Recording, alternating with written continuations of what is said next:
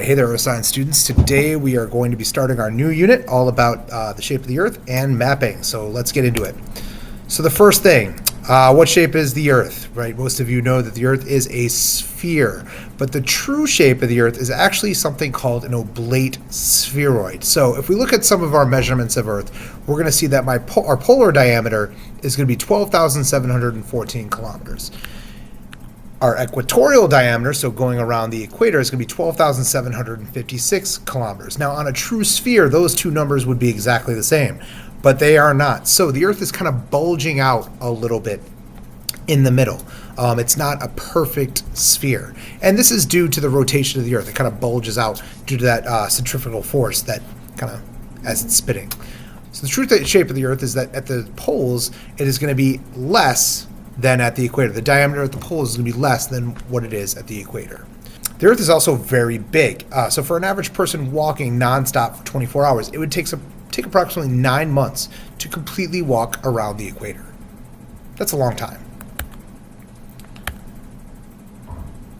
But remember, okay, to scale, the Earth is going to appear to be a perfect sphere. That difference between equatorial diameter and polar diameter was only about 40 kilometers. So it's not going to be a huge difference when we're talking about something that's as big as the Earth. It's going to look round. You're not going to see it kind of bulge out if you looked at it from an image from space or even on any kind of map or anything like that. Any kind of representation of the Earth is going to be more of a sphere than an oblate spheroid. So how do we find our location on the Earth?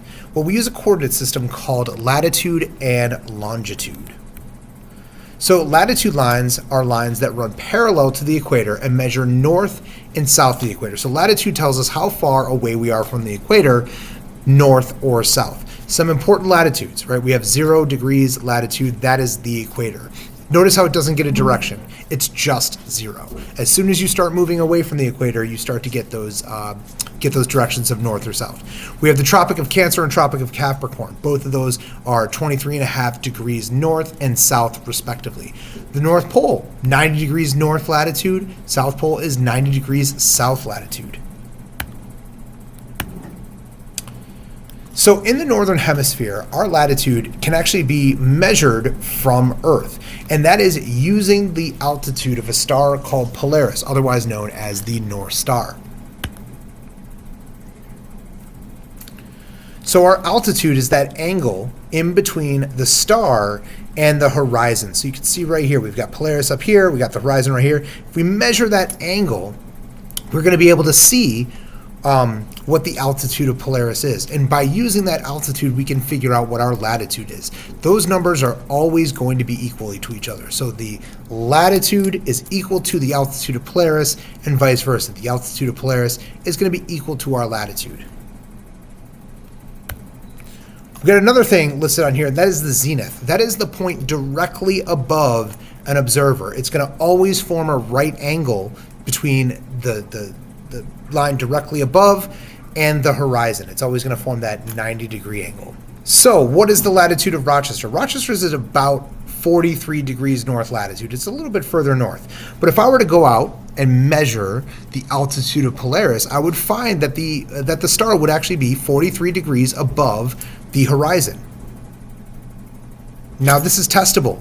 We can actually go out and look at this, and you will see as you change your latitude across the Earth, you're going to see that star either go up or go down depending on whether you're going north or south of the equator. So as a person starts down here in Florida and travels north to New York, the altitude of Polaris is going to increase, right? It's going to start down here between 30 and 25, and as we go north, it's going to increase between 40 and 45. Now, when you get to the poles, you get to that 90 degrees north latitude, you're going to see that the North Star is going to be directly overhead. Now, once you get to the equator, if you're going south, you're no longer going to see the North Star. At the equator, at 0, it's going to be right at the horizon, and as soon as you cross over the equator, you are no longer able to see the North Star, or Polaris. So how do I find the North Star in the night sky? Well, we use the constellation Ursa Major, also known as the Big Dipper. And you can use the end, kind of the cup of the Big Dipper. It points towards the North Star. We call these the pointer stars.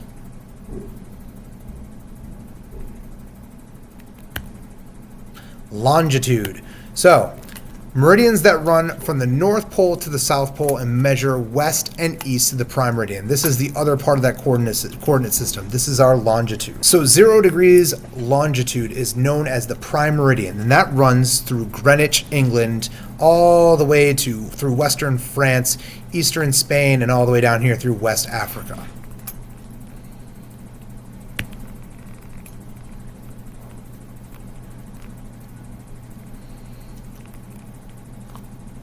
On the opposite side, at 180 degrees, we have what's called the anti-meridian. That's the opposite of the prime meridian. The prime meridian's at 0.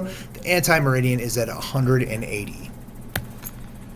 So, along with the anti-meridian, there's another line called the international date line that runs along it, but it doesn't run exactly with the anti-meridian. We'll talk about why that is in a few minutes.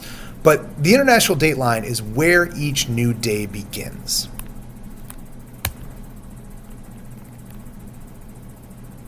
Now, before we get into all that, we got to go over a concept known as solar noon. So we all know what noon is. Noon is 12 p.m. on our clock. But what is solar noon? Solar noon is when the sun is at the highest point in the sky. Now, you will notice, oftentimes at noon, the sun is quite high, but it doesn't necessarily mean that it is the highest point. Well, at any given location, there is going to be a solar noon, and that is when the sun is at the highest point it is in the sky during that day. So why is it different than 12 p.m.?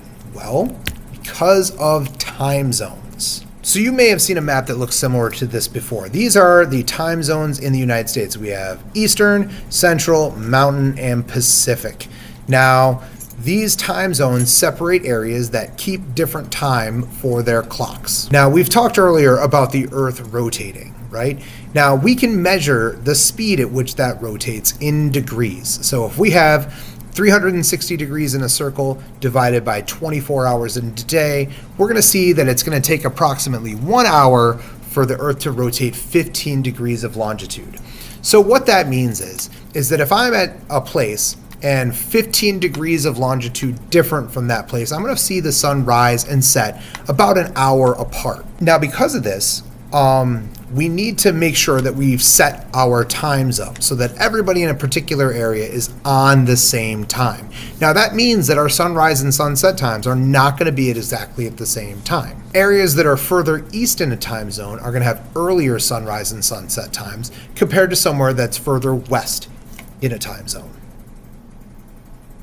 You'll also notice that these time zones do not follow exact lines of longitude. They kind of change and are crooked. Well, that's so that we are separating different areas of population. We don't want to have one half of a city be in one time zone and then the other half of a city be in a different time zone. It would be a nightmare trying to keep track of what time zone you're in and losing an hour going across to the other side of the city versus gaining an hour coming the other direction. Now, looking at the United States, our Eastern time zone is going to have the latest times, right? And as we go west, my times are going to get earlier. So, for example, in Illinois, it's going to be 1 hour earlier than this part of Indiana. Colorado is going to be 2 hours earlier than Indiana, and California is going to be 3 hours earlier than Indiana.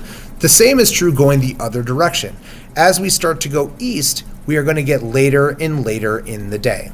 So you can see this map has all of these time zones going all the way over here to the international date line, where we're actually going to change the day once you go past it. So the first place to experience any new day is going to be the western side of this international date line. So what does this have to do with solar noon? Well, because of this, because we have these rules that keep all of our clocks so that they're running at a similar rate to each other in any given geographic area, our solar noon is going to be slightly different depending on where we are in that time zone. Like I said with sunrise and sunset times. So if I am to the eastern portion of a time zone, my solar noon is going to be earlier than if I'm in western portion of our time zones. Once we cross over that time zones, then we're going to either advance or go back an hour. I know this can be confusing at times, but the main takeaway should be as you are going west, you are getting earlier in the day. So let's say that it is, 8 a.m. over here in the Eastern time zone. It's going to be 7 a.m. in Central. It's going to be 6 a.m. in Mountain, and it's going to be 5 a.m. over here in Pacific. Now, going the opposite way is going to be the opposite. If we've got right here in the Eastern time zone, it being 9 p.m., there's another time zone that you can't see right here, the Atlantic. It's going to be 10 p.m. there. And as we keep going over towards Europe, my times are going to get later and later and later. All right, the last thing I want to say about latitude and longitude is that we've been talking about degrees, but degrees can be broken down into smaller units called minutes. Now, there are 60 minutes in 1 degree. So just think about degrees like hours, and they're broken down the same exact way. All right, that does it for our latitude and longitude and time zones and all that. We're going to be moving on to fields and isolines and taking a look at how we can use maps to determine the landscape of an area.